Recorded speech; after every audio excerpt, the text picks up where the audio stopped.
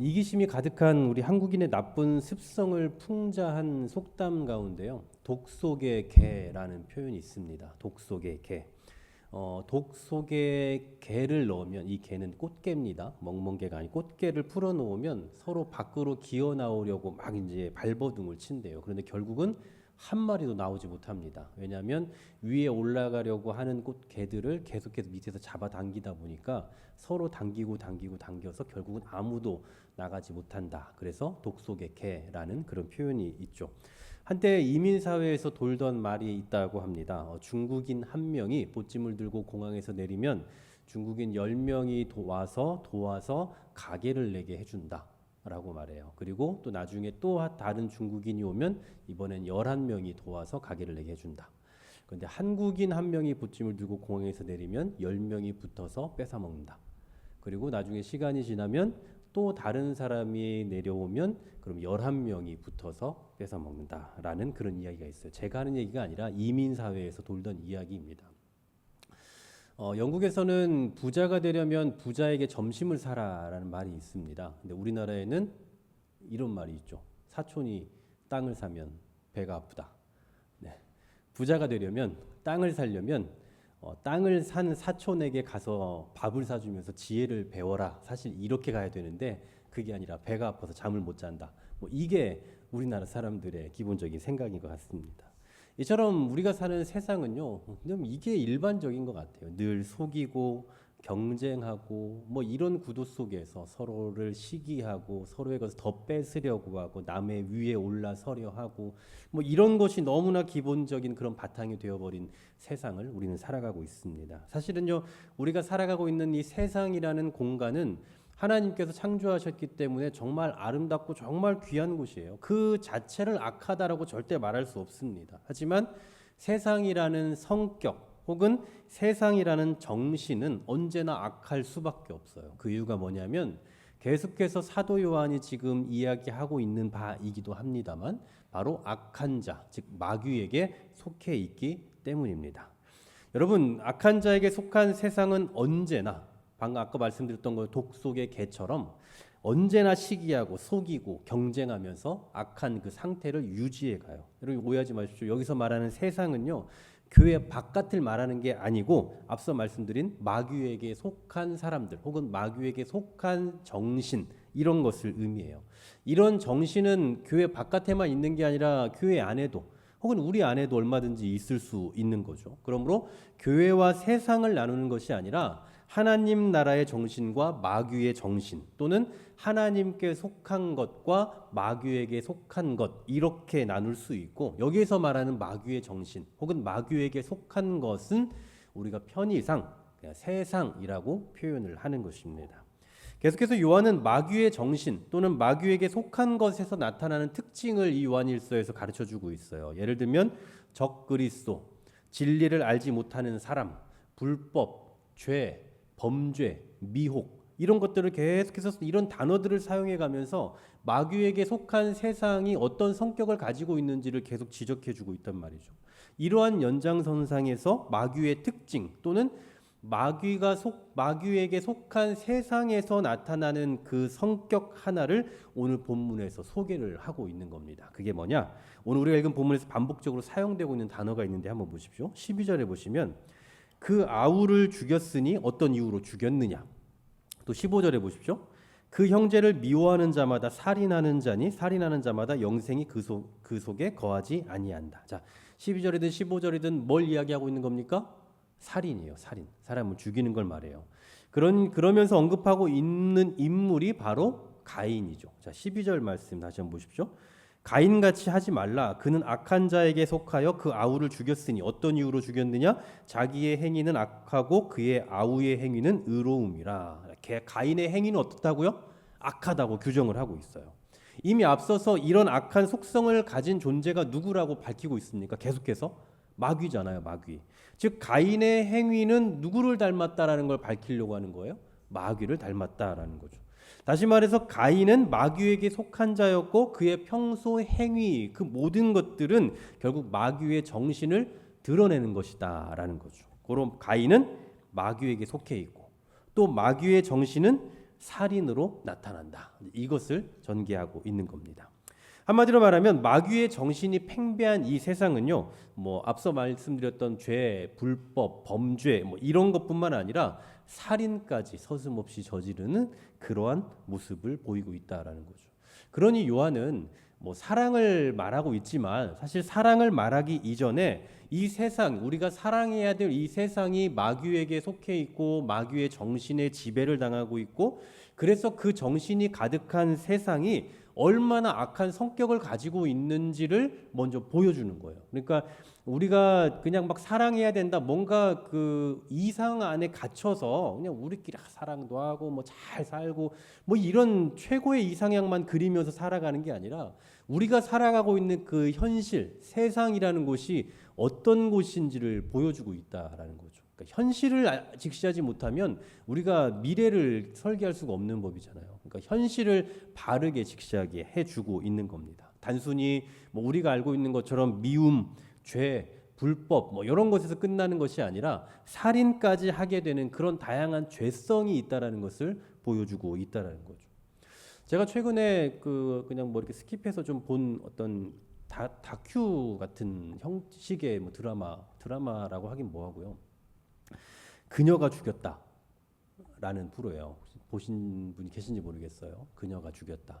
뭐 얼마 전이죠. 하여튼 뭐 최근 뭐 그리 오래되지 않은 이제 그 살인자들이에요. 근데 특히 여성 살인자들을 이렇게 좀 그 어떤 다큐처럼 이렇게 꾸미는 건데, 우리가 알고 있는 뭐 고유정, 아니면 뭐 계곡 살인 사건, 뭐 이은혜, 아니면 뭐 인천 그 초등학생 여아 살인 사건, 막 이런 것들이 있잖아요. 그런 것들을 이렇게 이제 다큐처럼 어떻게 그 정황이 어떻게 된 건지, 그 범죄자들에 대한 어떤 그 모든 내막들을 이렇게 좀 보여주는 거던데, 보면서 정말 그 뭐랄까요, 사람이 이럴 수 있나? 뭐 이런 생각이 들어요. 물론 이제 저희 뭐 다 알고 계시는 사건이고 사회적으로 상당히 이슈가 됐던 사건들이고, 또 뭐 대다수는 그들은 거의 다 뭐 이제 지금 우리나라는 사형이 없으니까 뭐 무기징역을 선고로 받기도 했고 그렇습니다만, 어떻게 사람이 이럴 수 있을까 하고 우리 주변에도 얼마든지 이런 사람이 있을 수 있을 텐데, 잠재적으로 이런 범죄를 저지를 수 있으나 그러나 지금은 아직 범죄를 저지르지 않고 있는, 혹은 범죄를 이미 저질렀음에도 그것이 발각되지 않은 경우들도 분명히 많이 있을 건데 라는 생각이 들면서 참 세상이 무섭다라는 생각이 다시 한번 새삼 들더라고요. 뭐 우리는 많이 그런 사실을 뉴스나 언론 매체를 통해서 듣고 접하고 있습니다만, 사실 우리가 겪진 않았으니까 그나마 감사하고 다행이라고 생각할지 모르지만, 지금 우리가 살아가고 있는 바로 우리 주변에서 일어나고 있는 일들이 바로 그런 일들인 거예요.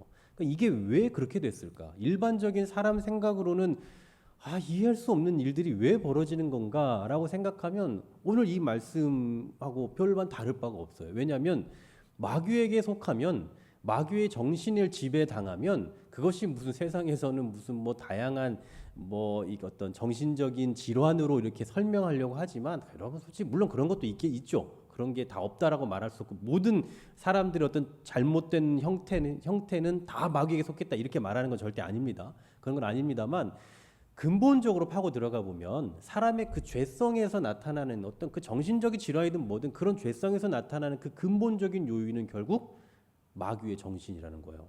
마귀가 지배하고 있는 세상에서 마귀에게 속한 사람들에게서 나타나는 전형적인 그런 형태들이다라는 사실이죠. 얼마나 무서운지 몰라요.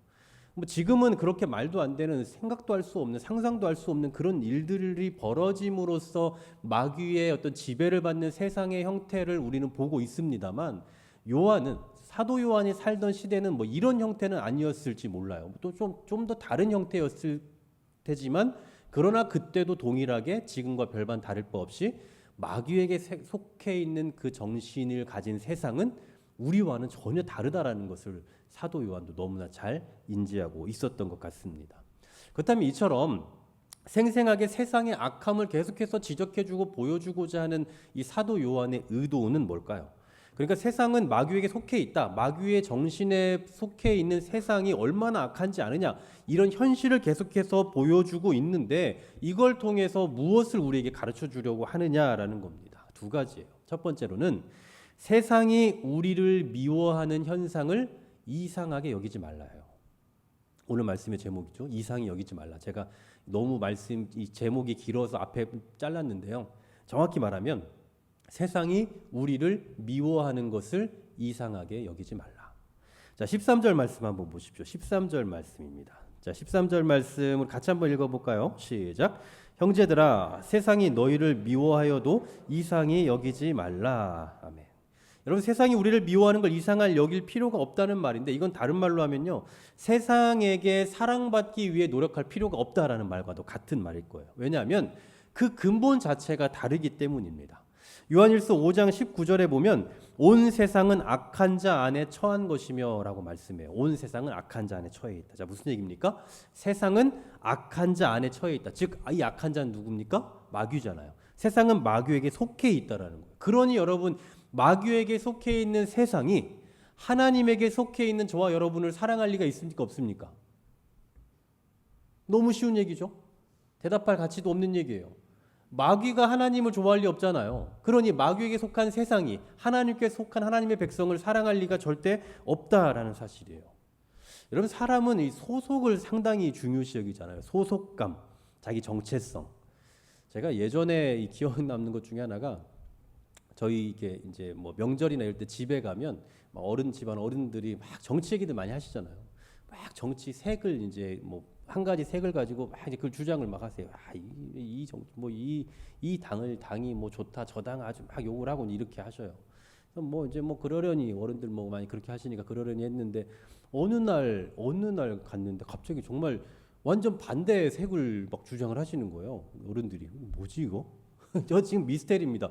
이분들이 도대체 어떤 계기에 의해서 이렇게 바뀌었는지 저는 모르겠어요. 지금도. 정말 이건 제 인생의 희대의 미스테리예요. 있을 수 없는, 어떻게 무슨 계기지? 그래서 막 저한테 뭘 찍어야 된다, 뭐 찍었냐고 막 어깃장을 놓고 해가지고 제가 얼마나 두려웠는지 몰라요. 그때 제가 어떤 생각이 들었냐면, 정치색이라는 것은 사실 별거 없구나라는 생각이 들었습니다. 그러니까 뭐 가끔 보면은 뭐 지지하는 어떤 정당이나 그 색을 막 지지하는 데 있어서 정말 모든 것을 막 드리는 것처럼, 생명까지 다 드릴 것처럼 하는 분들도 종종 계시는데, 뭔가 조금 토라지면 또 금방 또 색이 바뀌는 경우도 있는 걸 보게 돼요. 뭐 지금 정치 얘기를 하는 게 아닙니다. 근데 정치 얘기만 하면 다 민감하신데, 정치 얘기를 하려고 하는 게 아니라 소속이라는 게 그렇다고요. 소속. 자기가 좋아하고 자기가 원하는 거, 여기든 아니면 저기든 어디에 속하든 여기에 자기가 속해 있는 그곳이 진리라고 늘 생각해요. 거기 말고는 보이는 게 없어요. 마치 목숨까지 다 바칠 것처럼 그렇게 온 마음을 다하는 게 소속감이고 정체성입니다. 자, 동일해요. 마귀에게 속하고 세상의 정신에 사로잡혀 있으면 어떻게 되는 겁니까? 마귀에게 속해 있고 마귀의 정신에 사로잡혀 있으면 어떻다고요? 하나님에 대해, 하나님의 정신, 하나님의 나라의 백성들에 대해서 절대로 호의적일 수가 없는 거예요. 그러니까 우리가 뭐 방금 제가 언급드렸던 아주 사람들이 예민하고 민감하게 반응하는 그 정치적인 색만 갖고도 그렇잖아요. 파란색이냐 빨간색이냐 갖고도 서로 얼마나 비판을 합니까? 그런 것보다 더한 게 뭐냐면 세상과 하나님일 거라고요. 그러니 세상에 속한 사람들이 하나님에게 속한 사람들에게 호의적일 리가 있겠어요, 없겠어요? 절대 없다라는 사실이죠. 여러분 잘 생각해 보십시오. 역사 속에서 교회가 세상으로부터 존중받고 세상으로부터 사랑받은 적이 과연 언제 있었습니까? 언제? 물론 역사를 보면 이 기독교가 국교로 인정받았었던 때가 있습니다. 너무 놀랍게도 국교로. 그러니까 뭐 정확히는 주후 313년에 콘스탄티누스 황제에 의해서 기독교가 공인이 되고, 그러니까 핍박받던 우리 기독교가 초대교회부터 313년에 공인이 되면서 그때부터 이제 다들 세상으로 바깥으로 나오게 되고, 380년에 이제 국교로 지정이 돼요. 암묵적으로 국교로. 그러니까 이제 국교로 지정이 되면 어떻게 됩니까? 여러분 한번 상상을 해보시면 돼요. 뭐는 예를 들어서 우리나라 국교가 기독교다. 그러면 이제 뭐 편하겠다라고 생각하지만, 국교가 되면 이 정경, 뭐 우리가 뭐 잘 알고 정경유착과 같은 그런 비슷한 형태가 나타나게 되는 거죠. 그러니까 필연적으로 교회가 이 타협을 할 수밖에 없어요. 이게 조금 부정적인 단어를 쓰자면 뭐 야합 같은 게 되는 거죠. 타협을 하게 돼요. 왜냐하면 뭐 이런 거예요. 뭐 우리나라가 기독교 국가가 되었다. 그러면 어느 직장에 취직을 하려면 뭐 세례 증명서가 필요하든지 아니면 뭐 교인 증명서가 필요하겠죠. 그럼 교회를 다니는 사람들은 상관이 없지만 안 다니는 사람들은 어떻게 됩니까? 그러면 거짓으로 자기가 신자임을 증명해야 될 거 아니에요. 그러다 보면 자기 주변에 있는 성도를 통해서 야 너희 교회 나 이거 하나 이거 좀 내 이름 좀 올려줘라. 뭐 이런 일이 발생하면 그럼 또 그분이 교회 와서 저한테 이제 막 얘기하겠죠. 목사님 뭐 제 친구 중에 나 좀 해주십시오. 뭐 이렇게 하면 전 안 해주죠. 네, 전 안 해줄 겁니다. 하지만 만약에 뭐 어쩔 수 없이 당신 이렇게 안 하면 다시 쫓아낼 거야. 막 이런 식으로 한다면 뭐 그러지 않겠지만 뭐 그런 식으로 한다면 어쩔 수 없이 또 하게 되고 그렇게 하다 보면 또 뭔가 이권을 생각하다 보면 또 인정해주고 또 해주고 타협하고 이렇게 하다 보면 교회의 거룩성은 다 사라져 버리는 거예요. 그러니까 이런 것처럼 세상과 교회가 하나가 되면 우리가 편리한 게 아니라 우리가 인정받고 좋은 것이 아니라 반드시 거룩성이 훼손될 수밖에 없는 상황들이 생긴다고요. 그게 실제로 일어나서 이 문제가 터진 게 이제 종교 개혁인 거고요. 거기까지 온 거고, 물론 제가 방금 말씀드린 380년에서 1517년에 종교 개혁이 일어났는데 그러면 거의 1200년여 간에 1200년 동안 교회가 타락해져 간 거잖아요. 1200년 동안 얼마나 무서운 일입니까? 물론 그 외에 그 당시 뭐 많은 여러 가지 역사적 사건들이 있습니다만 그냥 다 차치하고서라도 1200년 동안 교회가 타락한 거예요. 그렇게 그 모양이 되어버렸다고요. 교회가 편할 줄 알았는데 교회가 인정받고 국교가 됐으니 이제 정말 하나님의 나라가 이 땅에 펼쳐질 줄 알았는데 하나님 나라가 펼쳐지기는커녕 교회도 하나가 되지 못하는 정말 엉망진창이 되어버리는 모습을 우린 역사 속에서도 보게 된다는 거죠. 여러분 우리가 사는 이 세상은요. 계속해서 악한 형태를 추구하게 되어 있어요. 왜냐하면 계속 말씀드립니다만 세상의 정신은 마귀의 텃밭이란 말입니다. 그러니 마귀의 정신에 지배받는 사람들이 점차 늘어나게 될 것이고 그러다 보면 세상은 어떻게 됩니까? 갈수록 더 악해져 가겠죠. 그런데 여러분 교회는 어떻습니까? 물론 여러분 지금 교회가 막 굉장히 선하고 거룩하다 저 이렇게 말하지 못합니다. 저도. 그런데 교회가 지금 세상으로부터 일면 욕을 먹거나 아니면 윤리적으로 도덕적으로 비판받는 부분도 분명히 있어요. 그리고 예전에 비해서 교회에 대한 인식이 훨씬 안 좋아지고 있는 것도 사실이고요. 그러나 교회는요. 변치 않는 성경이라는 걸 가지고 있습니다. 그러니까 교회의 교과서가 존재하는데 이 성경이라는 건 변치 않는단 말이에요. 성경은 시대가 흘러도 바뀌지 않아요. 세상의 사람들의 인식은 계속 바뀌거든요. 여러분 시대와 지금 10대, 20대 아이들의 이 젊은이들의 생각이 같습니까? 틀립니까? 다릅니까? 당연히 다르잖아요. 그러니까 시대에 따라 사람들의 인식과 생각은 달라지지만 교회의 교과서에 해당되는 이 성경은 절대 변하지 않는다고. 역사가 아무리 흘러가도 변하지 않아요. 그러니 일면 교회가 지금은 타락해 있고 교회를 이루고 있는 사람들이 어떤 그 잘못된 형태로 인해서 교회가 세상으로 비판받을 수는 있으나 궁극적으로 교회는 이 변하지 않는 성경을 토대로 살아가려고 할 거예요. 그리고 또 우리가 어느 순간에 막 정말 갈 때까지 간 그 순간에도 다시 한번 종교 개혁 같은 게 일어날 수도 있습니다. 이거 이러면 안 된다. 성경을 봐라. 이러면 안 된다. 다시 초대교회로 돌아가야 되겠다라는 그런 운동이 다시 시작될 수도 있을 거라고요. 그러니까 우리는 아무리 교회가 타락을 하고 아무리 변질이 돼도 그래도 교회가 더 이상 변질되지 못하도록 계속 붙잡고 있는 브레이크 같은 작용을 하고 있는 게 있으니 그게 바로 성경이란 말이죠. 그런 시대가 지나면 지날수록 어떻게 되느냐? 교회는 계속해서 이 거룩의 작용이 계속해서 붙들고 있다 보니 바깥으로 어느 정도 나가다가도 계속 잡히는 거예요. 계속해서 거룩을 추구하며 나가는 거죠. 하지만 세상은 어떻습니까? 세상은 인본주의가 있잖아요. 그러니까 사람이 더 편해져야 되고 사람이 살기 더 좋은 세상을 만들어야 돼요. 그러니 세상은 점점 더 악해져 갈 수밖에 없는 겁니다. 인본주의가 더 발달하고 더 커지게 되면 자연스럽게 그렇게 돼가겠죠. 그럼 결국 어떻게 돼요? 교회와 세상은 시대가 가면 갈수록 더 나눠질 수밖에 없는 거예요. 필연적인 겁니다. 이건 어쩔 수 없는 거예요. 그럼 나눠지고 그리고 멀어지면 멀어질수록 어떤 상황이 생겨요? 여러분 거리가 멀어지면 무슨 문제가 생깁니까? 거리가 멀어지면 형제 간에도 거리가 멀면 부부 간에도 거리가 멀면 사이가 안 좋아지죠. 사이가 안 좋아지잖아요. 거리가 멀면 자주 보지 못하면 더 멀리 살면 사이가 안 좋아지는 거예요. 필연적인 거예요. 그러니 교회와 세상은 시대가 가면 갈수록 멀어질 수밖에 없다라는 사실이죠. 그런데 오늘 요한은 뭐라고 말합니까? 그런 데가 아니라 그래서 오늘 요한이 뭐라고 말해요? 세상이 너희를 미워하여도 이상히 여기지 말라라는 거죠. 여러분 저는 분명히 확신 있게 말씀드립니다. 여러분도 다 마찬가지시겠습니다만 교회가 세상으로부터 윤리적으로 도덕적으로 지탄받는 건 절대 있어서는 안 돼요. 이건 정말 잘못하고 있는 겁니다. 세상으로부터 윤리적으로 도덕적으로 교회가 타락했다 이런 손가락질 받는 거는 교회가 아주 잘못하고 있는 거예요. 그런데 세상이 교회를 향해서 왜 너희는 우리 같이 하지 않냐? 요즘 때가 어느 때인데 진리를 주장하고 있냐? 요즘같이 다 모든 것이 해체됐다라고 말하는 이 시대에 종교 다원주의를 주장하는 이 시대에 무슨 진리를 말하고 있냐? 너는 꼰대처럼 그런 얘기는 하냐? 라고 그렇게 지탄을 받으면 받을수록 교회는 잘하고 있다는 증거인 거예요. 이해가십니까? 우리가 도덕적으로 윤리적으로 욕을 먹고 지탄받는 건 분명 잘못이라고요. 그건 잘못하고 있는 거예요. 하지만 우리 세상으로부터 왜 우리와 같이 하지 않냐라고 자기들과 교회가 다르다라고 지적받는 건 그건 아주 우리가 잘하고 있는 거라고요. 아까도 말씀드렸잖아요. 우리가 거룩해져 가면 거룩해져 갈수록 세상과 사이가 멀어질 수밖에 없다고요. 그러니 세상이 우리를 미워하는 이 현상을 이상하게 여길 필요가 전혀 없는 겁니다. 바로 오늘 요한은 첫 번째로 이 사실을 가르쳐 주는 거죠.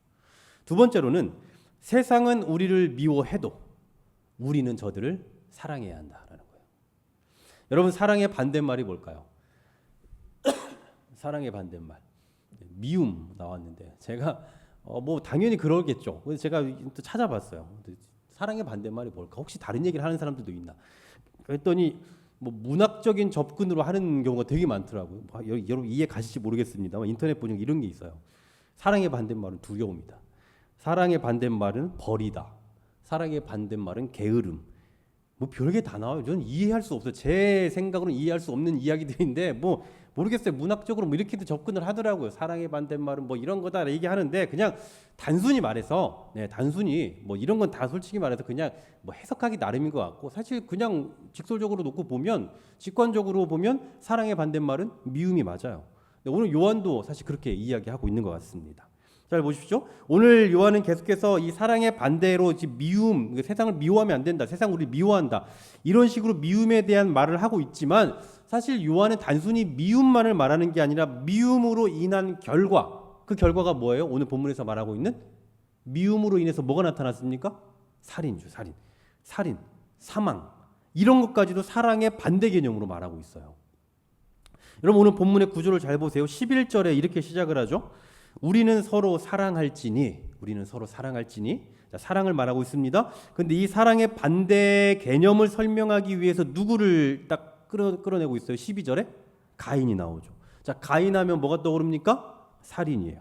실제로 12절에서도 그는 악한 자에게 속하여 그 아우를 죽였으니라고 말씀하죠. 그러면서 15절에 뭐라고 말씀하지 보십시오. 15절 말씀 같이 한번 읽어볼까요? 15절 그 형제를 시작.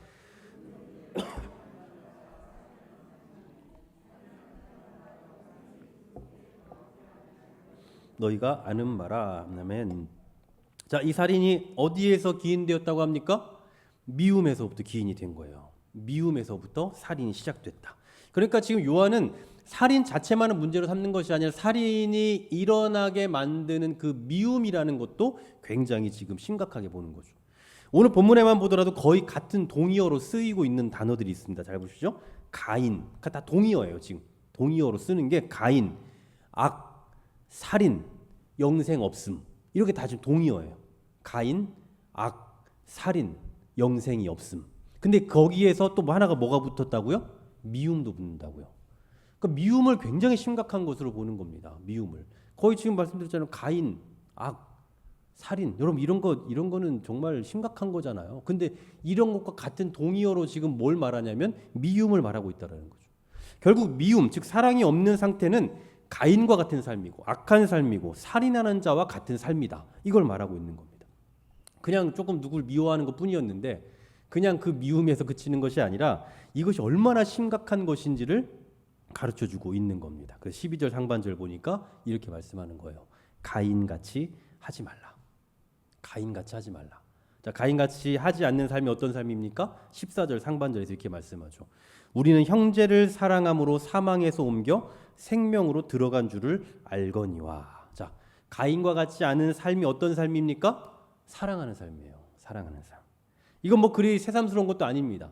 뭐 이제 갑자기 새로 어디서 주어진 계명도 아니에요. 아주 오래전부터 이미 주어졌던 말씀이에요. 11절에 보십시오.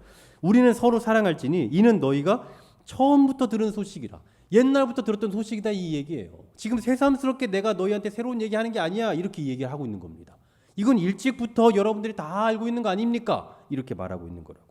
여러분 솔직히 저와 여러분도 그렇지 않습니까? 여러분 사랑하라는 말 처음 들어보셨습니까? 아니잖아요. 얼마나 많이 들어봤습니까? 이게 뭐 교회에서뿐만 아니라 세상에서도 얼마나 많이 들어봐요. 뭐 그런데 교회 안에서 성도로서 사랑해야 된다는 이 계명에 대해서 또 얼마나 많이 들어봤습니까? 너무나 익숙한 그런 말씀이에요. 그럼에도 불구하고 오늘 요한이 아주 엄중하게 사랑에 대한 이야기를 하고 있는 이유가 뭐냐? 저 이걸 좀 짧게 두 가지로 좀 나눠볼게요. 첫 번째로는 이미 앞서 말씀드린 대로 세상의 미움을 받고 있기 때문입니다. 세상의 미움을 받고 있기 때문에. 여러분 세상으로부터 미움을 받는 걸 알면서도 사랑한다는 거 쉽습니까? 어렵습니까? 어려운 일이에요. 당한 대로 갚아주는 거 아니 당한 것보다 더 크게 갚아줘야 후련한 게 우리 사람 아닙니까? 그런데 미움을 받고 있는 걸 알면서도 저 사람을 사랑한다? 너무 어려운 일이에요. 여러분 요한이라고 그걸 모를 리가 있습니까? 요한이 뭐 사랑의 사도니까 뭐 미움 받아도 다 사랑하고 뭐 사랑하는 게 너무나 쉽고 뭐 이렇겠어요? 그렇지 않아요. 뭐 사랑의 사도는 섭섭한 게 없습니까? 사랑이 많은 사람들은 뭐 서운함이 없겠어요. 여러분 저처럼 사랑이 많은 사람도 서운함이 있을 겁니다. 네. 누구나 다 있을 수밖에 없어요. 그러니까 지금 오늘 요한이 말하는 거 사랑해라, 사랑해야 된다, 막 사랑이 영생의 증거다 이런 식으로 말하는 이 모든 것들은 이 요한이 그냥 뭐랄까 뭐 공감 능력이 없어서 그냥 사랑해 뭐 이렇게 말하는 게 절대 아니라는 거예요. 요한도 너무나 잘 알고 있다고요. 요한도 분명히 서운한 게 있을 거고. 또 요한도 분명히 어떤 그 누군가가 자기를 미워하는 걸 알면 그것 때문에 속상함이 분명히 있는 사람일 거예요. 그럼에도 불구하고 오늘 예수 믿는 자들은 또 이 영생의 증거를 가진 자들이 사랑해야 된다라고 그 말하는 이유는 뭐겠습니까? 바로 세상은 어차피 우리를 미워할 것이기 때문인 거죠. 어차피 우리를 미워하지만 그리고 우리는 어차피 미움을 받지만 그럼에도 불구하고 우리가 감당해 나아갈 수 있는 그 유일한 삶의 방식이 뭐냐라고 한다면 이 패역한 세상을 살아갈 수 있는 유일한 방식이 뭐냐라고 한다면 그 사랑밖에 없더라. 이 얘기를 하고 싶은 겁니다. 두 번째로는요. 사랑으로 우리의 성도됨을 증명할 수 있기 때문이에요. 사랑으로 우리의 성도됨을 증명할 수 있기 때문에. 자, 다시 한번 14절 말씀 보십시오. 제가 읽어드릴게요. 우리는 형제를 사랑함으로 사망에서 옮겨 생명으로 들어간 줄 알거니와 사랑하지 아니하는 자는 사망에 머물러 있느니라. 여러분 우리가 사망에서 생명으로 들어간 것을 무엇으로 알 수 있대요? 형제를 사랑함으로. 우리가 여전히 사망 안에 머물러 있다는 건 뭘로 증명할 수 있다고요? 형제를 사랑하지 않음으로. 너무나 직접적이고 분명한 표현을 하고 있는 겁니다. 어쩌면 너무나 뻔한 말씀이고 또 우리에게 익숙한 말씀이고 그런 명령일 수도 있습니다만 또다시 사랑이 중요하다, 사랑해야 된다라는 것을 강조하고 있는 그 이유는 그게 유일한 증거이기 때문입니다. 어떤 증거요? 사랑하지 않으면 여전히 사망에 머물러 있다는 증거. 사랑을 해야만 사망에서 생명으로 옮겨졌다라는 증거. 기독교가 사랑의 종교인 이유, 그리고 교회가 사랑하지 않으면 안 되는 이유가 너무나도 명확합니다. 사랑은 기독교의 정체성이고요. 또 교회의 존재 그 자체입니다. 사랑이 없는 기독교는 존재할 수 없고 교회가 사랑이 없다면 그건 교회라고 할 수가 없을 겁니다. 사랑하는 여러분, 정말 우리는 사랑 없는 시대를 살아가고 있어요. 아니 좀 더 정확히 말하면 사랑이 있습니다. 정확히 말하면 돈을 사랑하고 권력을 사랑하고 쾌락을 사랑해요. 그리고 이러한 사랑이 시대가 가면 갈수록 더 가중되어져 가고 더 심화되어져 가요. 하지만 반대로 사람에 대한 사랑은 갈수록 식어져 갑니다. 갈수록 냉랭해져 가고 있는 그런 시대입니다. 서두에 말씀드렸잖아요. 독 속의 개. 이 시대는 정말 독 속의 개와 같다고요. 서로 물고 뜯고 이기심이 더 발동되어서 내가 더 가지려 하고 내가 최고가 되려고 하는 그러한 시대. 그래서 사랑보다는 이기심이 훨씬 더 극대화되어 가고 있는 이 시대란 말입니다. 그런데 이런 세상 속에서 우리가 성도됨을 증명할 수 있는 그 유일한 방법이 뭐냐라고 한다면 놀랍게도 사랑이다라는 사실입니다.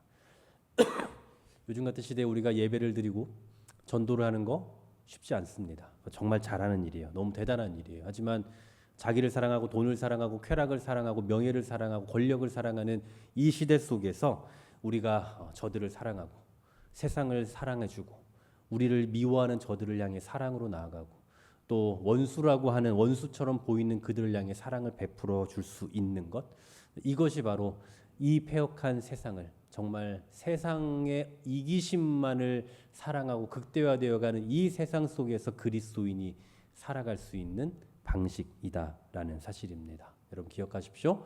시대가 가면 갈수록 세상은 지금보다 더 어두워져 갈 것이고 지금보다 더욱더 이기심이 극대화되어 갈 것입니다. 그러나 이런 세상 속에서 우리가 구원받은 백성이라는 사실을 증명해낼 수 있는 그 유일한 방법은 바로 사랑뿐이라는 거.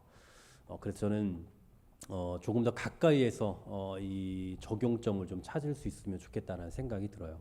실질적으로 우리가 실천할 수 있는 거. 물론 우리가 사랑에 대한 이야기 너무 많이 들어왔으니까 뭐 또 사랑해야 되나 보다 이렇게 하는 것이 아니라 뭐 당장에 우리 가족 중에 내가 조금 더 사랑하지 못했던 사람이 있다면 좀 더 사랑해 줄 줄 알고 또 교회 안에서 내가 조금 더 관심이 없었던 사람 또한 관심이 없었던 곳 뭐 그런 것에 대해서 조금 더 사랑해 주려고 하는 사랑해야겠다라고 마음 먹고 적용해 줄 수 있는 그래서 그러한 우리의 그 사랑의 표현으로 말미암아 이 시대를 살아가는 이 신앙인으로서의 가장 신앙인다운 모습 가장 영생에 합당한 자로서의 그런 모습이 우리의 사랑으로 인해 더 많이 표출되어지고 또 드러날 수 있는 저와 여러분 될 수 있기를 주님의 이름으로 간절히 소망합니다.